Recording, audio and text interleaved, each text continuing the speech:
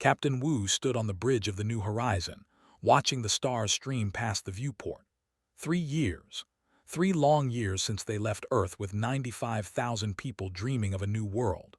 The colony ship hummed with life, carrying families, scientists, farmers, teachers, and children who laughed in the corridors.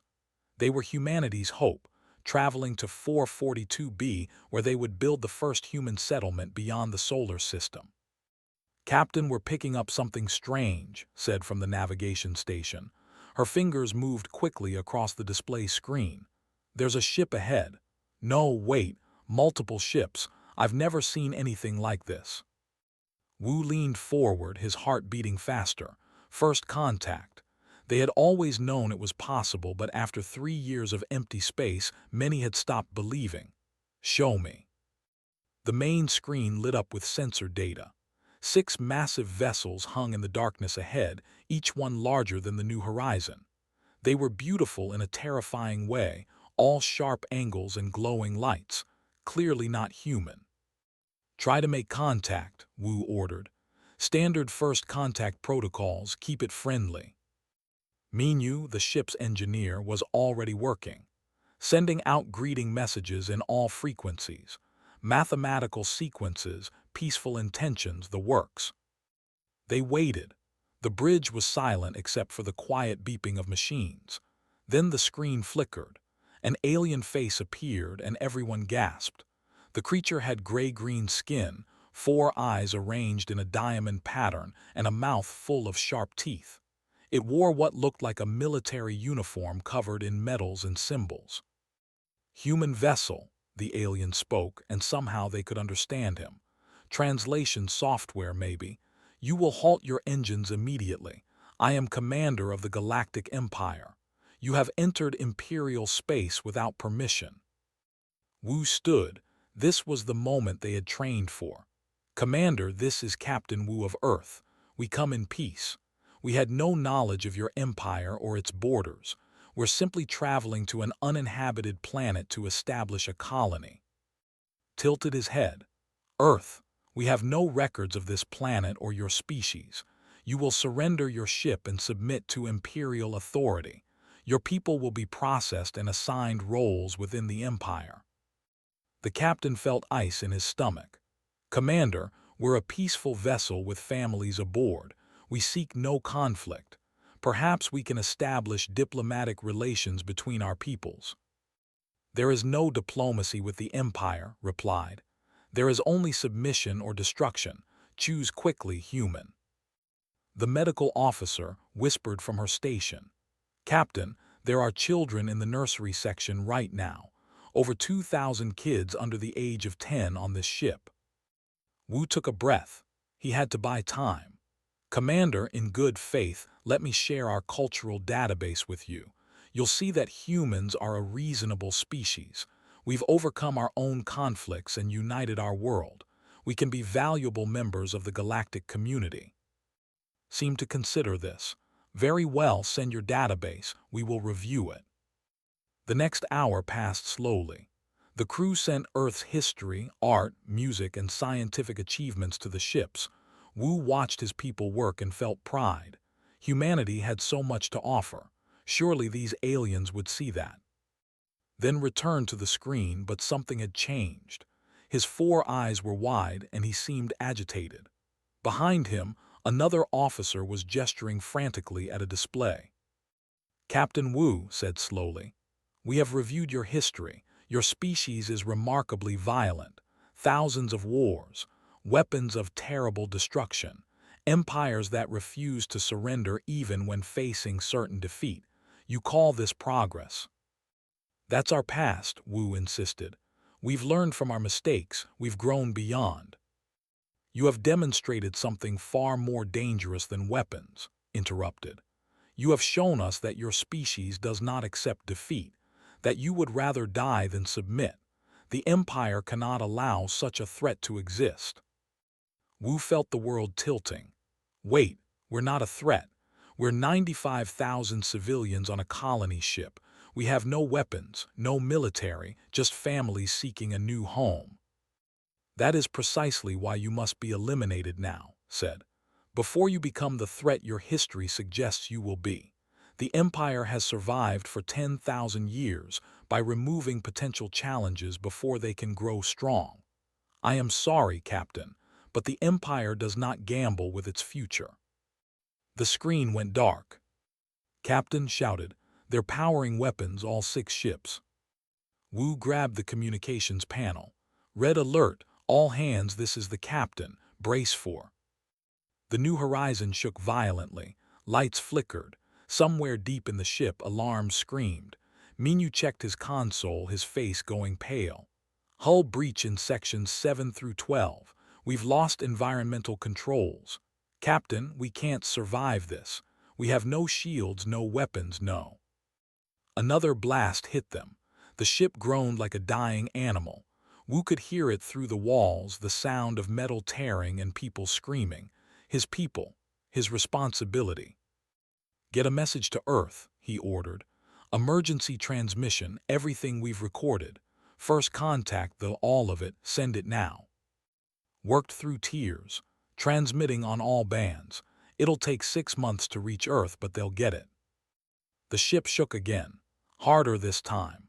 Through the viewport, Wu could see pieces of the New Horizon floating away into the darkness. Each piece probably had people in it, people who had trusted him to get them to safety. Grabbed his arm. The nursery section, its venting atmosphere, all those children. Wu closed his eyes for a moment. When he opened them, he looked directly at the communications camera, knowing that someday, someone on Earth would see this. "My name is Captain Wu of the colony ship New Horizon. If anyone receives this message, know that we encountered an alien empire called the. They destroyed us without mercy. 95,000 people, including families and children. We offered peace. They chose murder." He paused as another explosion rocked the ship. "Tell our families we loved them. Tell them we died as humans. Tell them we never bowed." The bridge exploded in light and fire. The New Horizon broke apart, scattering its pieces and its people across the cold darkness of space. The ships watched until every section stopped transmitting life signs. Then they turned and jumped to faster-than-light speed, leaving nothing behind but debris and silence. Commander recorded his report. Potential threat eliminated. Unknown species called humans destroyed before they could establish colony. Recommend monitoring their home system for future activity. The report was filed and forgotten. The Empire had eliminated countless species over its long history. What was one more?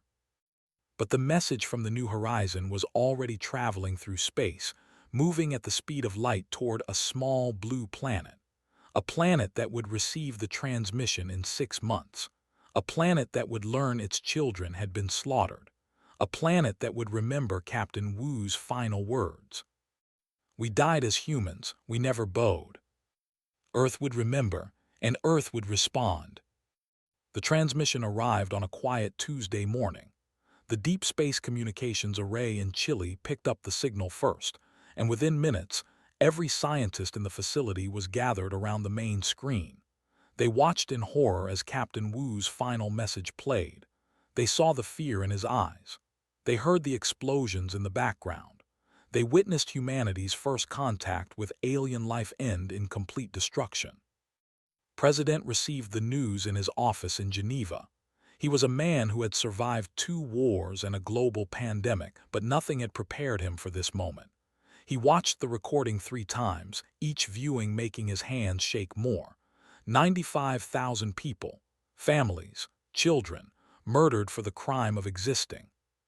"Get me the Global Defense Council," he said quietly. "Everyone, now." Within 6 hours, every major leader and military commander on Earth sat in the emergency conference room. The recording played again on the massive screen. Some people cried. Others sat in stunned silence. A few shouted in anger. Admiral, Earth's top military officer, spoke first. "We need to talk about retaliation." "Retaliation?" Someone laughed bitterly. "Did you see those ships? They're centuries ahead of us. We have nothing that can touch them." Nodded grimly. "I know. Our entire space fleet consists of transport ships and mining vessels. We have no combat experience in space, no weapons designed for ship-to-ship warfare. If they decided to attack Earth tomorrow, we'd be helpless."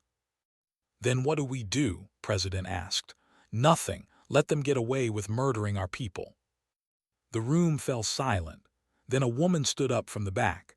Doctor, Director of Advanced Weapons Research. She was small and quiet, the kind of person people often overlooked. But when she spoke, everyone listened. "We can't beat them with technology," she said. "Not yet. Maybe not ever. But technology isn't everything. Earth has something the Empire probably doesn't understand. Something we've perfected over thousands of years of warfare." "What's that?" someone asked. "Fear," replied. "Psychological warfare, asymmetric tactics, guerrilla operations. We can't destroy their empire, but we can make them wish they'd never heard of humanity." She walked to the front of the room and activated her tablet. The screen showed plans, diagrams, and mission profiles. "For the past 10 years, my division has been working on a project called Phantom Protocol. We developed it in case we ever encountered hostile aliens. The goal was never to win a conventional war. The goal was to make any war against Earth so costly and terrifying that no one would dare start it." Admiral leaned forward. "Explain." Pulled up a video showing small, dark spacecraft. "These are ghost ships, barely larger than a shuttle, nearly invisible to sensors. They can carry 6 operators into enemy territory without being detected. We pair this with something else." Another image appeared, showing men and women in black tactical gear. "Elite operators, the best soldiers Earth has ever produced.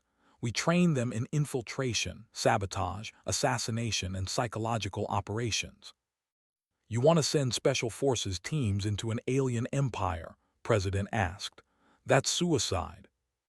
"No," shook her head. "It's terror. Think about it. The empire is massive, right? Hundreds of planets, billions of citizens, thousands of military installations. They rely on their strength, their technology, their belief that they're superior. Now imagine small teams of humans appearing anywhere, anytime, killing their leaders, destroying their infrastructure, vanishing before anyone can respond, never fighting fair, never giving them a target to hit back at." Another council member spoke up. "You're talking about terrorism." "I'm talking about survival," replied coldly. "They killed 95,000 of our people without warning. They'll do it again if they find Earth. We need to send a message. Humanity is not prey. Attack us and we'll make you pay forever." The debate lasted for hours. Some argued it was too dangerous. Others said it was morally wrong. But in the end, they all returned to the same question. What else could they do? Roll over and wait for the to find Earth and finish the job. President made the decision. "We proceed with Phantom Protocol. Doctor, you have 18 months and unlimited resources. Admiral, start recruiting." The word went out quietly to Special Forces units around the world. Korean, American, British, Russian, Japanese, Brazilian. Nationality didn't matter anymore. Earth needed its best warriors. The message was simple. Volunteer for a mission that might save humanity, but you'll probably never come home. Thousands applied. Only 72 were chosen. Was one of them. He'd served 8 years in the Korean Special Forces, including operations in hostile environments around the world. He was 31 years old, unmarried, and had no family left. When he read about the New Horizon massacre, something dark and cold settled in his chest. He volunteered the next day. Joined a week later. She'd been an intelligence operative, fluent in 6 languages, expert in infiltration and information warfare. She was 28 and brilliant. Her younger brother had applied to join the New Horizon colony but was rejected for medical reasons. She thought about how easily he could have been one of those 95,000 dead. She wanted revenge. Came from the Marines. Big, strong, and surprisingly quiet. He specialized in demolitions and heavy weapons. He didn't talk much about why he volunteered, but his eyes said everything. He'd watched Captain Wu's final message and decided someone had to make the pay. Was the youngest at 26, a pilot with reflexes that seemed superhuman. She could fly anything, anywhere, in any condition. She joined because she was angry, angry at the senseless death, angry at the injustice, angry at an empire that killed children and called it policy.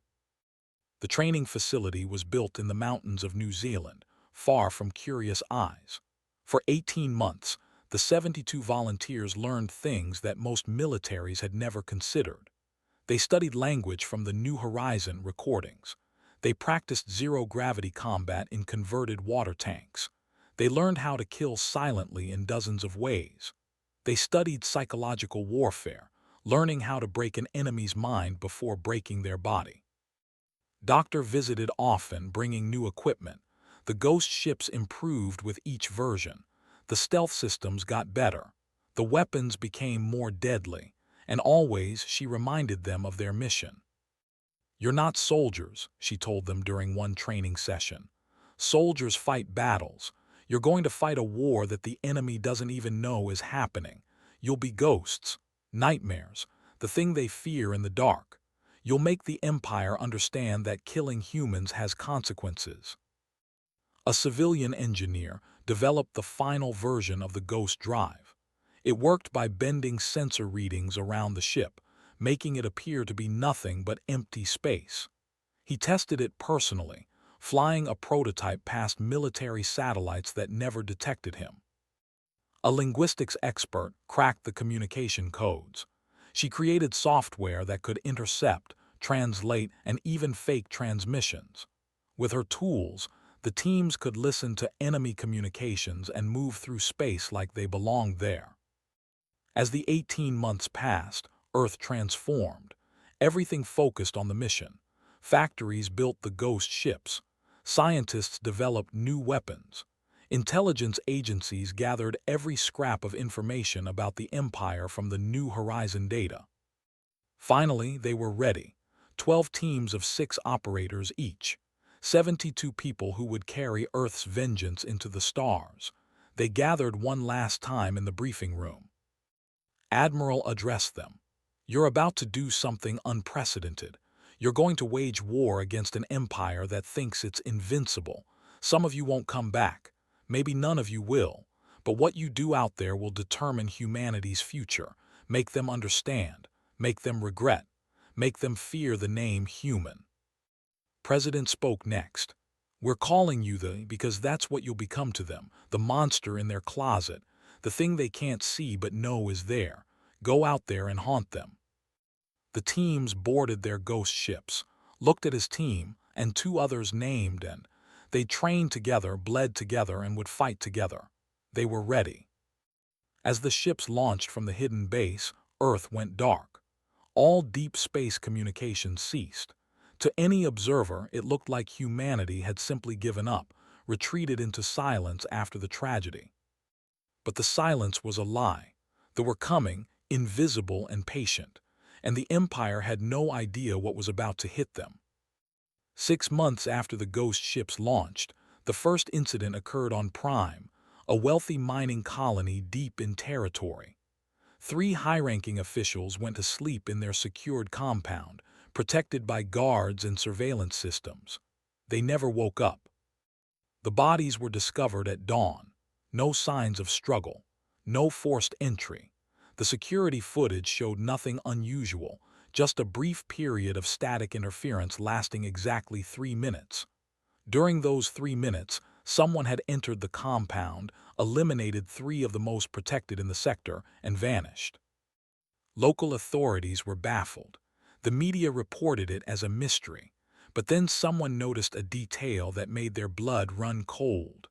On the wall above each body, drawn in the victim's own blood, was a simple symbol, a human skull. Commander, now promoted to Grand Commander of the Imperial Fleet, received the report in his office. He stared at the image of the skull for a long time. Something about it felt familiar, dangerous. He'd seen symbols like it before in the human database from the New Horizon. It meant death. It meant humans. "Impossible," he muttered. We destroyed them all, they're gone. But 3 days later, another incident occurred. A munitions factory on the industrial world of exploded without warning. The blast was so powerful it could be seen from orbit.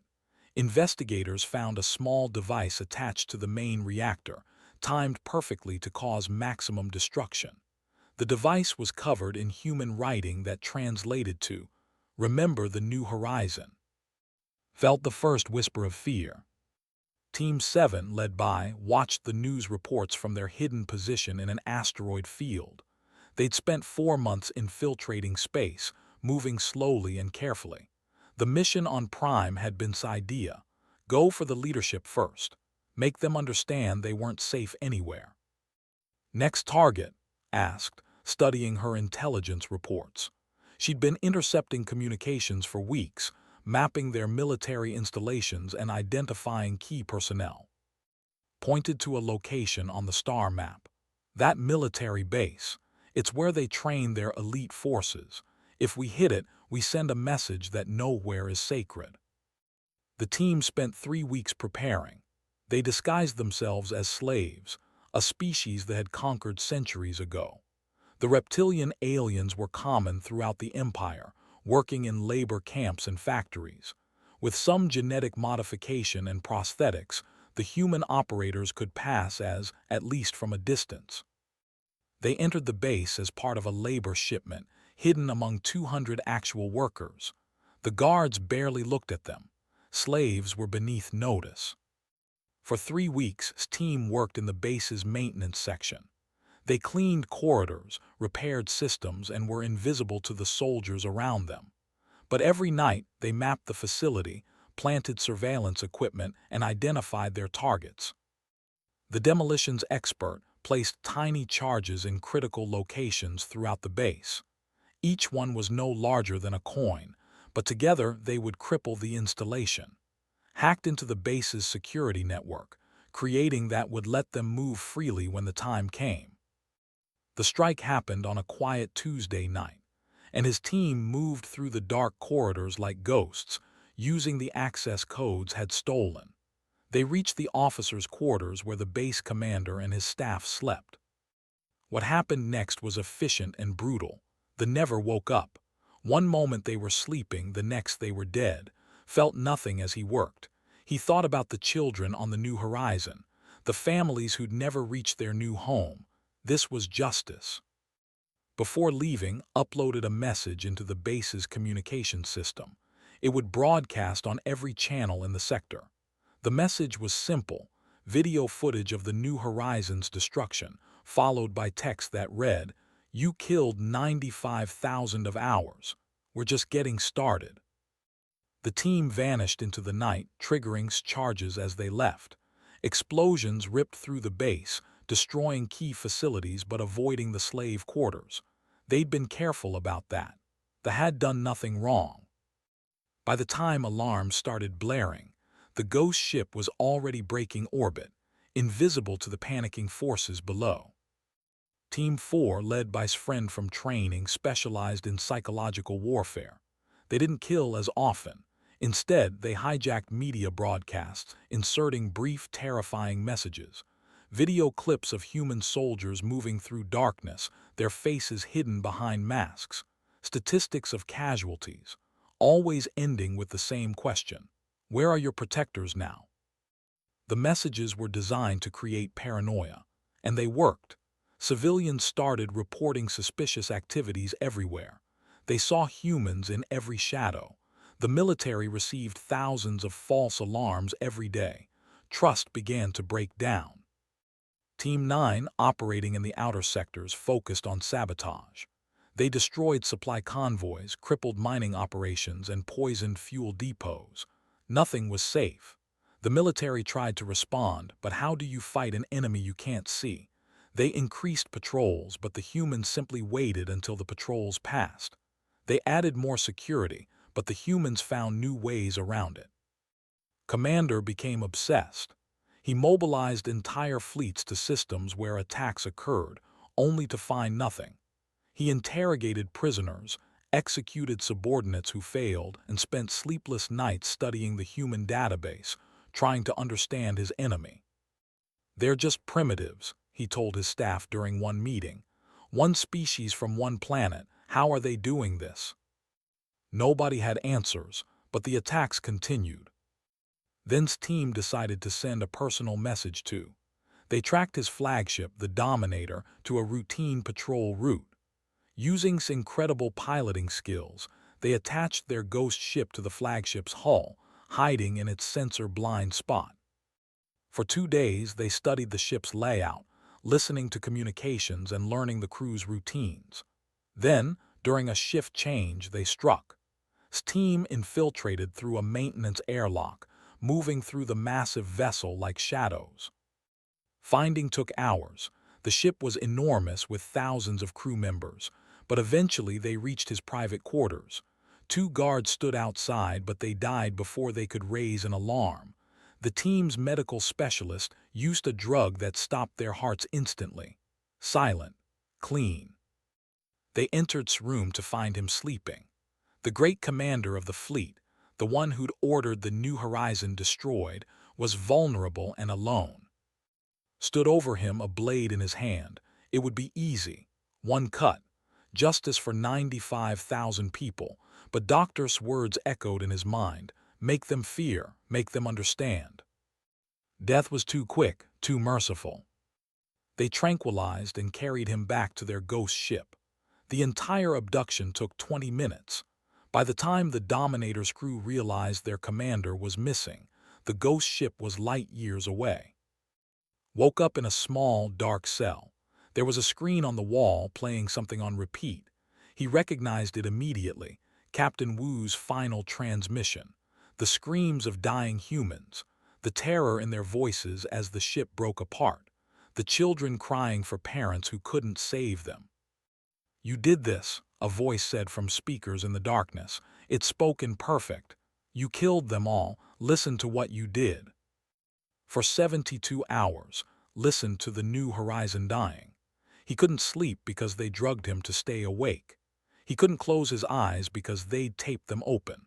All he could do was listen and watch as 95,000 humans died because of his order.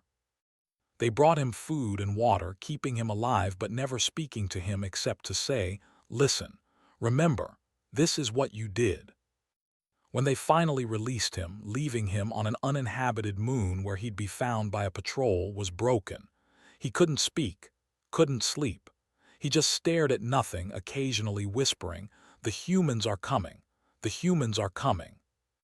News of the commander's abduction spread throughout the Empire.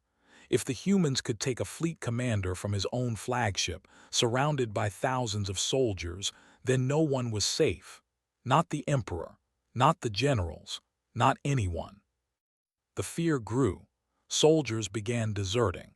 Officials refused to travel without massive security details. The empire that had seemed invincible was learning what it meant to be afraid.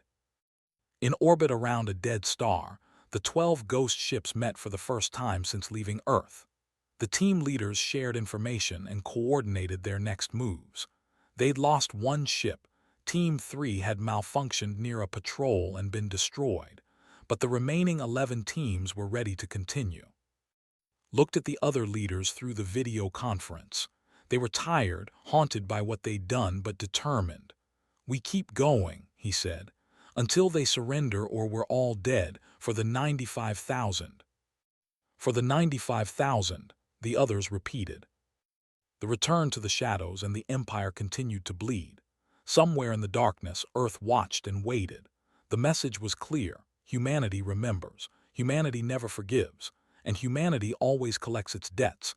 Emperor IX sat on his throne, reading reports that made his 4 eyes narrow with rage. In the past year, the Empire had suffered more losses than in the previous century. 17 military installations destroyed.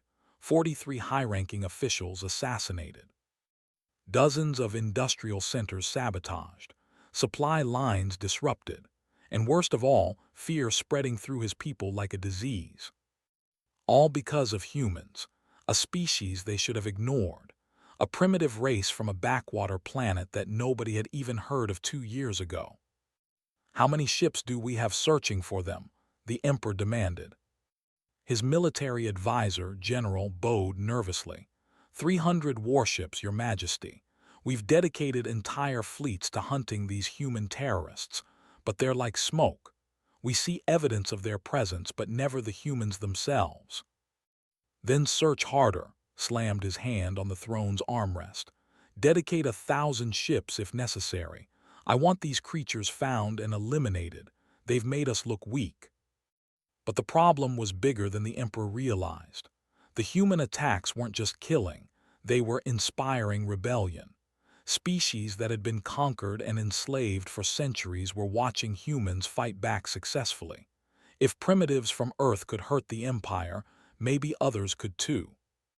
They were the first to rise up. They were a reptilian species that had enslaved 200 years ago, using them for manual labor throughout the Empire. They'd always been docile, accepting their fate with quiet resignation, until Team 9 arrived. Led the mission personally, his team made contact with workers in a mining colony, approaching them carefully. At first they were terrified. Humans, the species the Empire was desperately hunting, but was patient. "We're not your enemy," he told them through a translator. "We're fighting the same people who hurt you. We want to help." The leader, an old male named Thoros, was skeptical. "Help? What can you do? They are too powerful. We tried to rebel once. They killed 10,000 of us as punishment." "That was before," replied. "Before you had weapons, before you had training, before you had allies who know how to fight." Over the next month, Team 9 trained 300 in guerrilla warfare. They provided stolen weapons and taught them how to strike from the shadows. They showed them how to sabotage, how to ambush, how to disappear before reinforcements arrived. "Don't fight fair," told them. "They expect you to line up and die like civilized slaves. Instead, be ghosts. Hit them when they're vulnerable and run when they're strong. Make every day cost them something." The rebellion began on a dozen worlds simultaneously. Mining colonies went silent. Factory workers seized control of industrial centers. Labor camps emptied as slaves took their guards' weapons and vanished into the wilderness.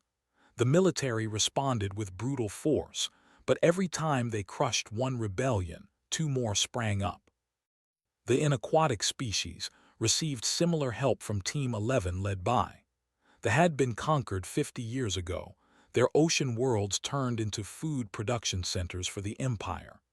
Team 11 taught them underwater guerrilla tactics, showing them how to use their natural environment as a weapon. Within 6 months, 3 entire sectors of the Empire were in open revolt. The military was stretched impossibly thin, trying to fight humans they couldn't find while also suppressing rebellions across dozens of worlds. On Earth, Doctor monitored everything from the global command center. Massive screens showed the positions of all active Boogeyman teams, intelligence reports from across the Empire, and casualty statistics. The numbers were sobering. Team 3 was lost early on. Team 8 had been ambushed last month, all 6 operators killed in action, including their leader. But they were winning. The Empire was crumbling from within, bleeding resources and morale with every passing day. President entered the command center, looking older than his years. "How many have we lost?" he asked quietly. 18 operators dead," replied. "Another 7 wounded but still operational. We've paid a price for this war." "And them?" Conservative estimates put military casualties at over 50,000. Civilian casualties are harder to measure, but the economic damage alone might take them decades to recover from. The rebellions we've sparked have freed millions of enslaved aliens. And most importantly, they're terrified. The mighty Empire is learning what it feels like to be hunted. Watched the screens in silence. Finally, he spoke. "I approved this operation to protect Earth, to make sure no one would dare attack us again. But sometimes I wonder if we've become the very thing we hated about them. Are we any better than them?" Turned to face him. They killed 95,000 innocent people without warning or mercy. They did it because they could, because they were strong and we were weak. We're showing them that strength isn't just about bigger ships and advanced technology. It's about will, about refusal to accept defeat. Yes, we've crossed lines.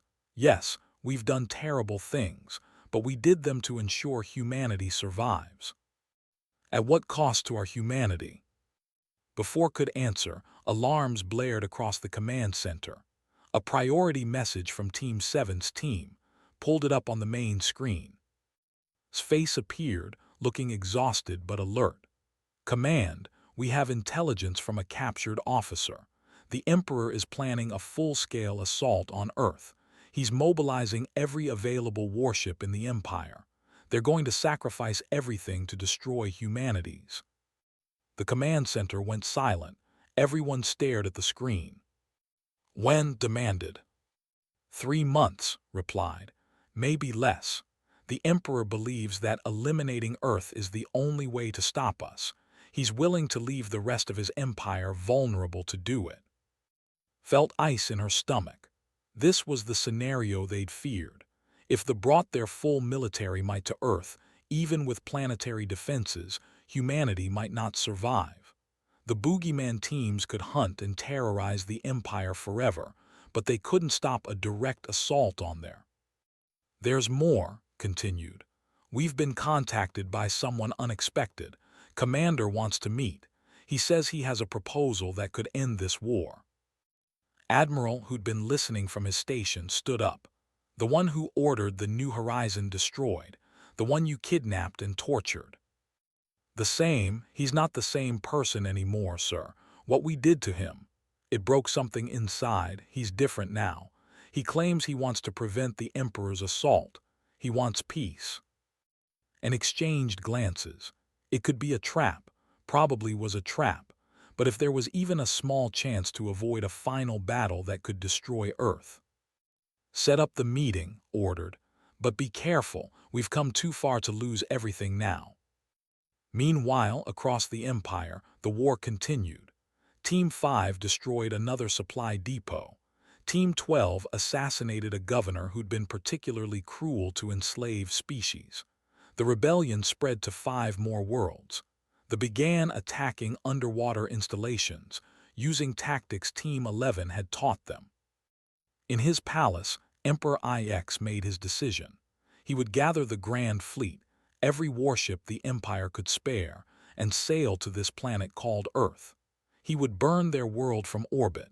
He would eliminate every last human, even if it cost him half his empire to do so. Better to rule a smaller empire than to live in fear of ghosts. The Grand Fleet began assembling at the military stronghold of Prime. 5,000 warships, the largest armada ever gathered in the Empire's 10,000-year history. Every admiral, every captain, every soldier knew their mission: find Earth and destroy it. But in the shadows between stars, they watched and waited. They'd sent a message to the galaxy, written in blood and fire. Humanity could not be killed easily. Attack humans and they would never stop hunting you. Never stop making you pay. Never stop until you begged for mercy. Commander, sitting alone in his quarters and still haunted by the screams from the New Horizon, understood this better than anyone. He'd started this war with a single order. Now he would try to end it, knowing that whatever happened next would determine the fate of 2 species. The meeting was set. Prepared his team for what might be their most important mission yet. Not to kill, not to sabotage, but to talk. To see if peace was possible after so much blood had been spilled. Time was running out. The Grand Fleet was gathering. Earth was vulnerable. And somewhere in the darkness between stars, humans would meet to decide if this war could end, or if it would consume them all. The neutral space station hung in unclaimed territory, far from both Earth and space.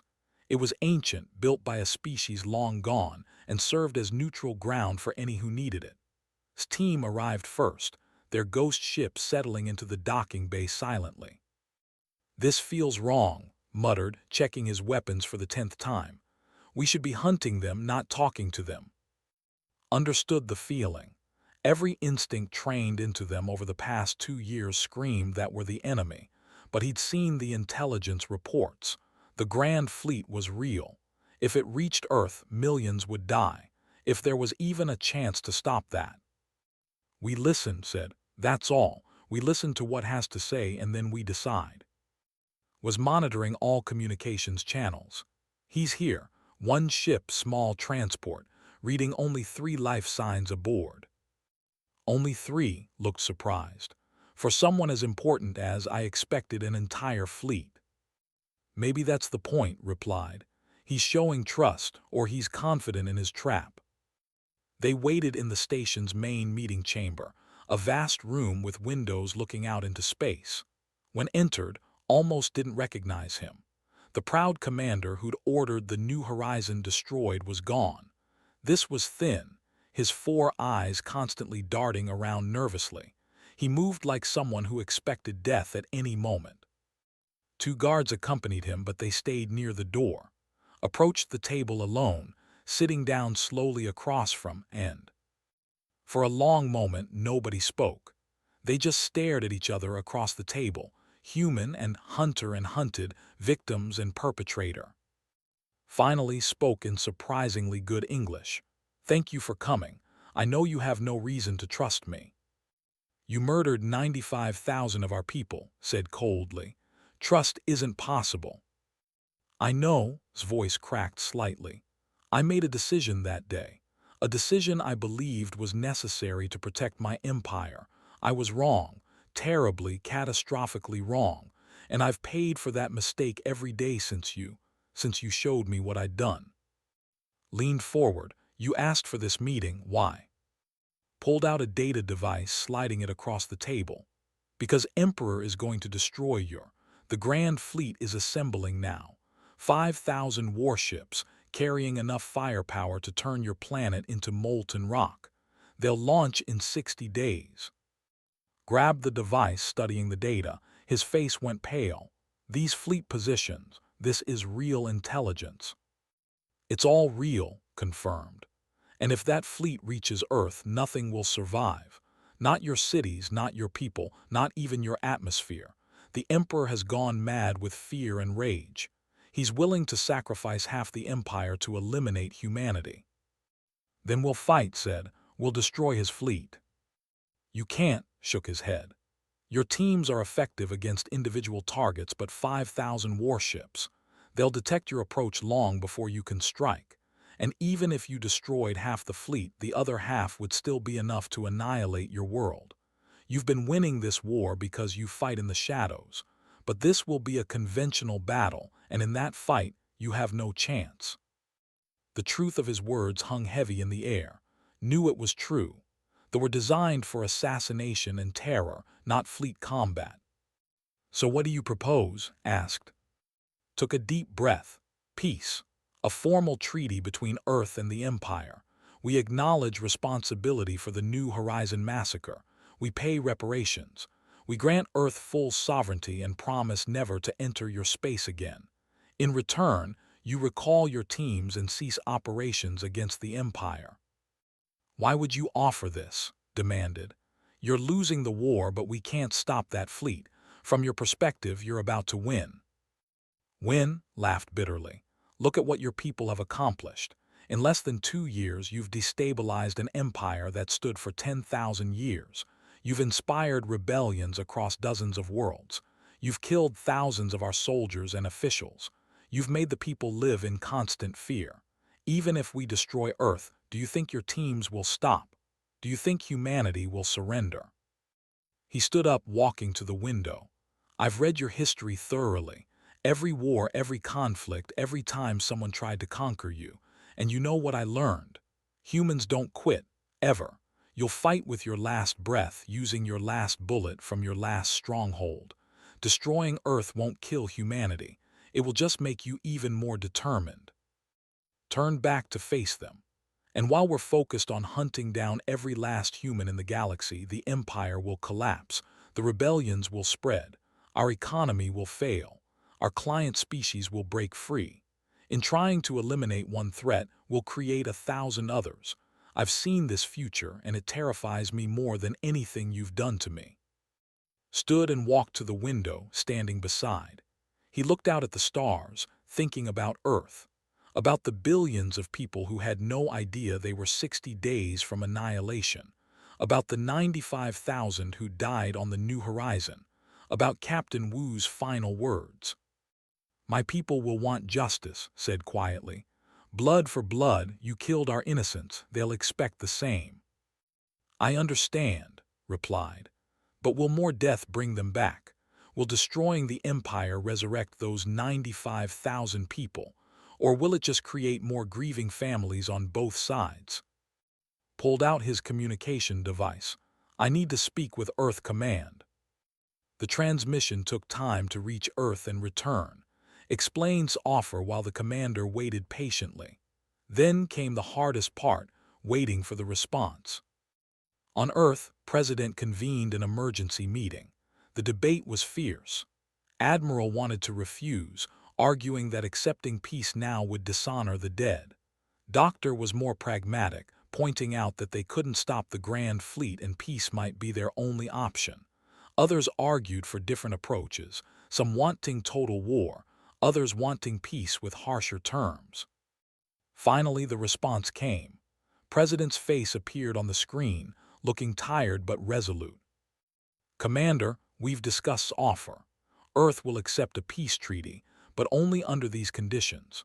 First, the Empire must publicly acknowledge full responsibility for the New Horizon massacre. Second, they must pay reparations to the families of all 95,000 victims. Third, they must immediately grant independence to any species within the Empire that requests it. Fourth, they must agree that any future aggression against Earth or our allies will result in immediate resumption of all operations. Do you understand?" "Yes, sir," replied. His expression softened slightly. "And when you come home, you and all that will be remembered as the people who saved humanity.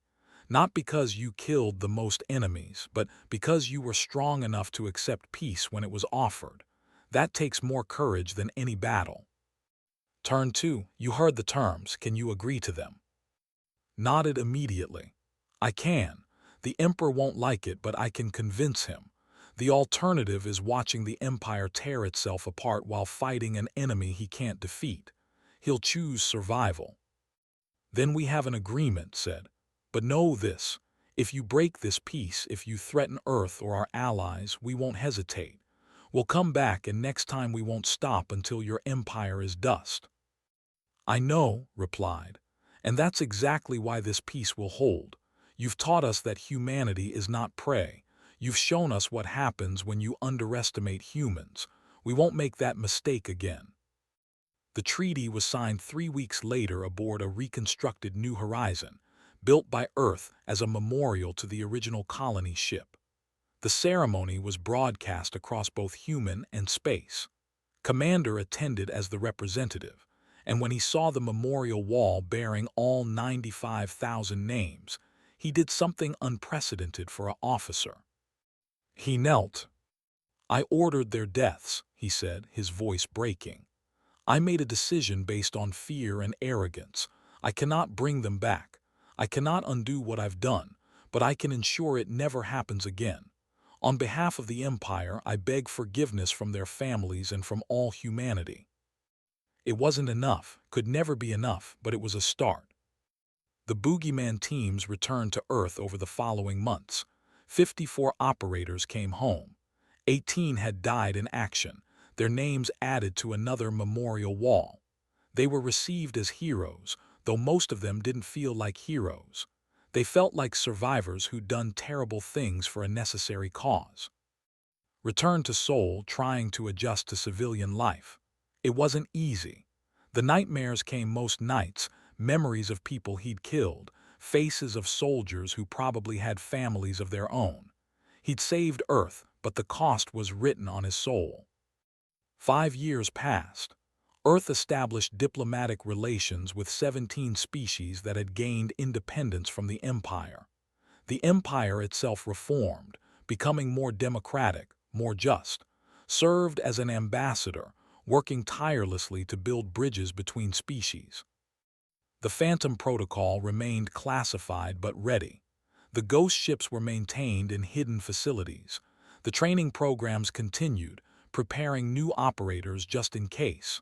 Earth had learned its lesson: hope for peace, but prepare for war. Sat in a small coffee shop in Seoul one morning when a young woman approached him. She'd recognized him from the photos released after the war ended. Aren't you," she asked nervously, "one of the—" He nodded, unsure what to expect. "My uncle was on the New Horizon," she said, tears forming in her eyes. "He was going to be a teacher on the new colony. I was 12 when he died. I wanted to thank you for making them pay, for making sure they never forgot." Stood and gently took her hand. "Your uncle and 94,999 others. We made sure the galaxy knows. You don't mess with humanity. We remember. We never forgive easily. And we always, always make you regret it." She hugged him, crying softly. When she left, sat back down and stared at his coffee. He thought about Captain Wu's final words, the words that had driven him through 2 years of darkness and blood. "We died as humans, we never bowed." And neither had he.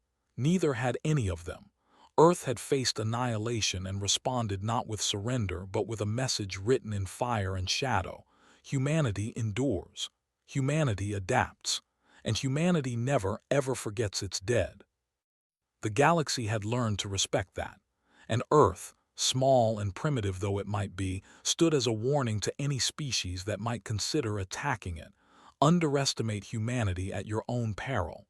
Because when pushed to the edge, humans don't break. They become the thing nightmares fear. They become